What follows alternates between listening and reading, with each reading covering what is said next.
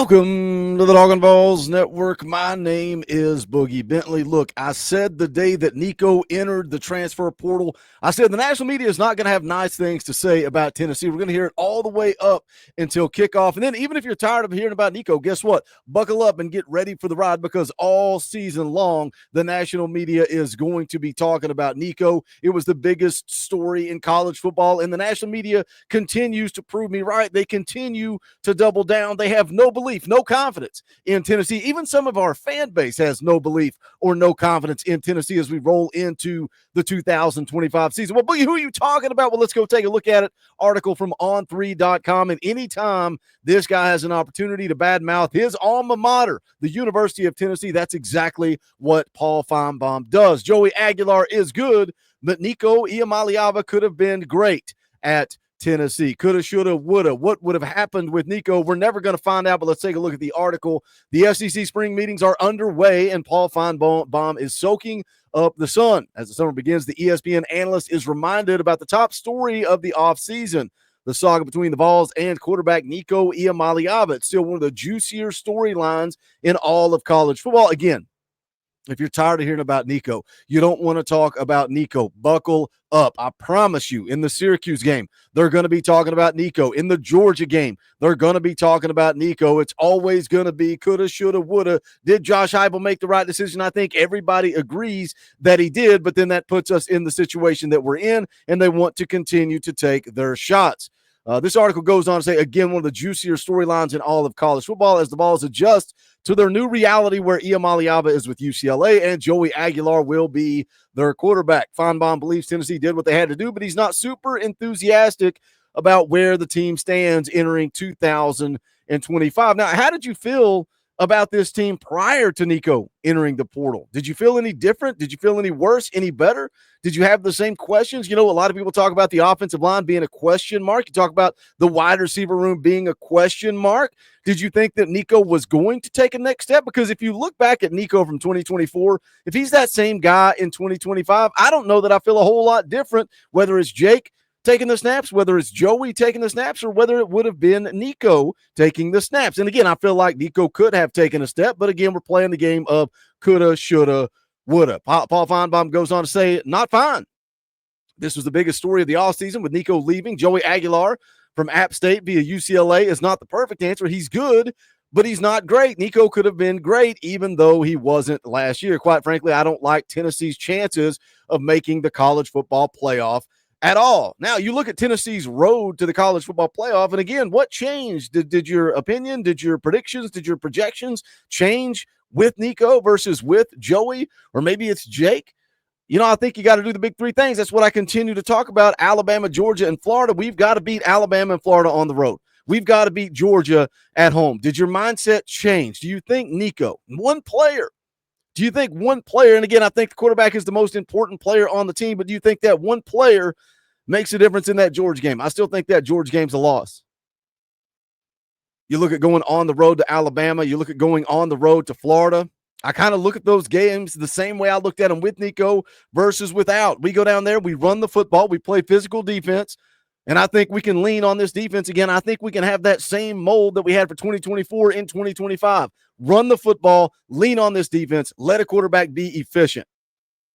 But I'm kind of in that same place. I was 9-3. It's kind of where I was at before Nico entered the portal. Now, if it's Joey Aguilar, if it's Jake Merklinger, I still think that I'm leaning around 9-3. Goes on to say, despite all the drama, Aguilar and the Volunteers will be expected to compete after making it to the college football playoff in 2024. Whether or not the quarterback can do enough to make Tennessee fans forget about Nico remains to be seen. Won't be easy, as Iamaleava came to Knoxville as a five-star recruit in the class of 23, according to the industry rankings. After sitting out a season, he flashed success in the first 4 years as a starter in 2024, going to the college football playoff. Now, it won't be easy, it says, as Nico came in as a five-star. I think that kind of raised the expectations for Nico, being a five-star recruit, at one time being the number one player in the country. I think that raised the expectations. I think that made it more difficult with Nico, where you've got Joey coming in as the savior. You got Joey coming in, JUCO to App State to UCLA for a spring camp, and then off to Tennessee. He's got 4 months to learn the offense. He's been in the playbook since committing to Tennessee. having meetings with the coaches before he ever traveled across the country, shows up in Knoxville, immediately goes to Coach Hype's office, immediately starts breaking down film, immediately starts throwing. Can he learn this offense in just 4 months?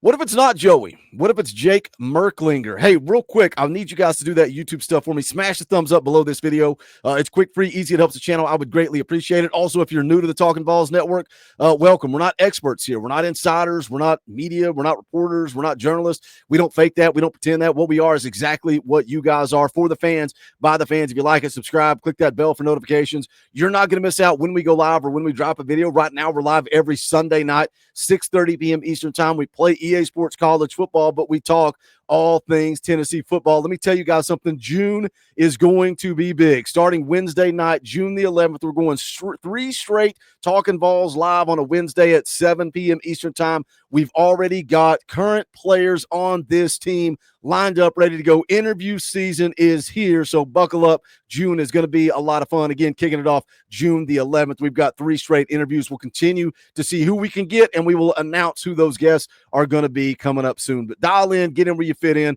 You can go check out the merchandise, support the channel by hitting that join button down below. Your support is appreciated. But what if it's not Joey Aguilar? What if he doesn't come from App State to UCLA to Tennessee and win that starting job? I saw another article from Zach Reagan over at A to Z Sports.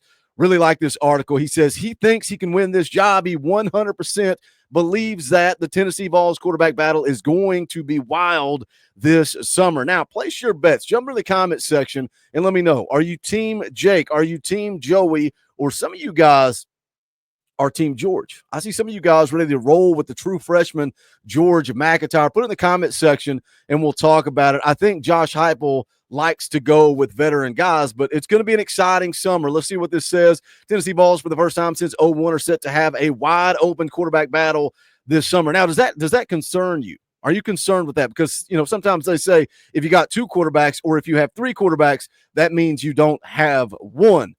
Says Nico's decision to leave the program means Tennessee will feature a quarterback battle this summer. Joey Aguilar, redshirt freshman Jake Merklinger, and true freshman George McIntyre. Many fans and analysts believe that Aguilar has the inside track to win the job due to his 4 years of experience, 2 at App State, 2 at the junior college level.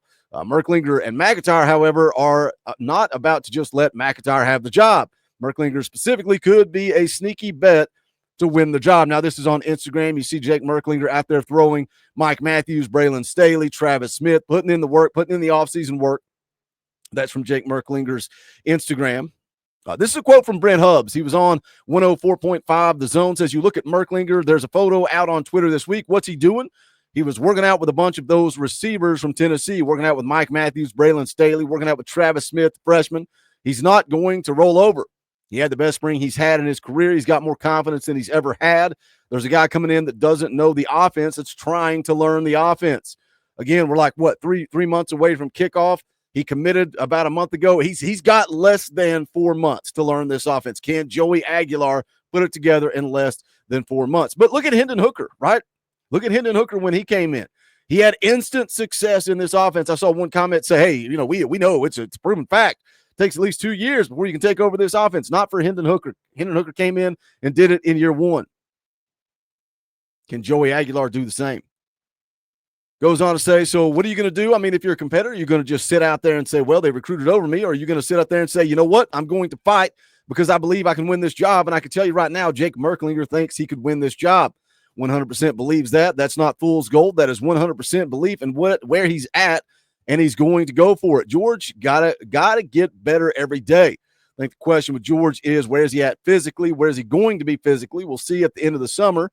He's got to add more weight, but listen, if you've got a competitive bone in your body, you better not roll over. If you roll over, then you're in the wrong place. You're at the wrong level of football if you want something just handed to you, and all 3 of those guys are going to show up and work. Who takes the leadership ranks? You guys, talking about Ron Slay and Ramon Foster, have been around the quarterback competitions. What does the summer look like when a coach is not there? Interesting point. Who's organizing the throwing session? Who's the guy running the show and putting it together? When you have an established guy, you know who that guy is. When there's a quarterback competition, all of them are trying to run the show. So it'll be interesting to see how leadership emerges between those 3 guys this summer. Obviously, Merklinger is trying to take an early run at it when you talk about him working out with those receivers, as he tweeted out earlier this week. Look, Jake's not going to roll over and play dead. He's not.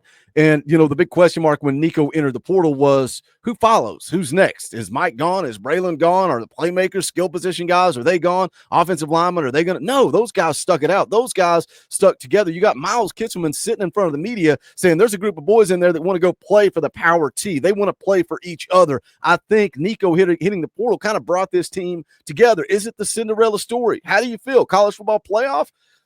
Maybe, maybe not. Maybe not. I think if Jake wins the job, you got to look at last year, right?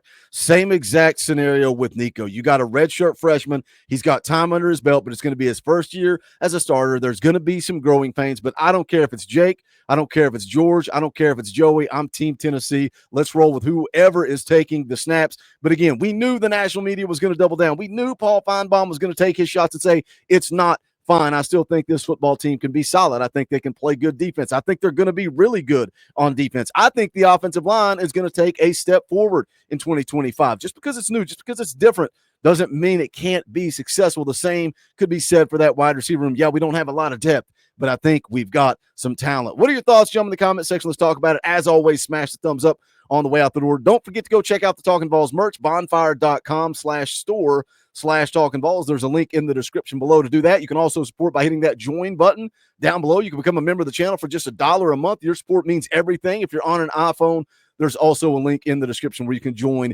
from an Apple product. But that is going to do it for this one. This is the Talkin VAWLS Network. My name is Boogie Bentley. Go Big Orange.